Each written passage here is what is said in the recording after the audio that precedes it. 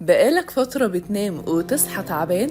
الأكل الكتير قبل النوم بيسبب القلق طول الليل، خصوصا للمصابين بارتجاع المريء وحرقة المعدة. وقبل ما نبدأ، لو عندك حد بيعاني من قلة النوم ابعتله الفيديو ده.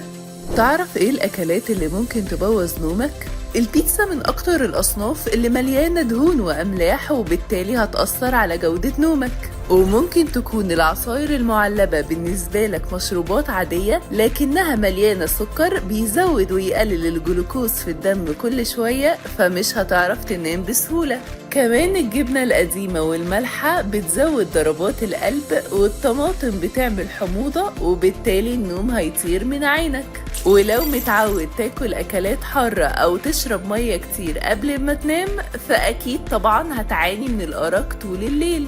وفي النهاية بننصحك إنك تنام بدري وتاكل أكل صحي، علشان صحتك تستاهل إنك تهتم بيها. شاركنا برأيك واعمل فولو لكل صفحاتنا.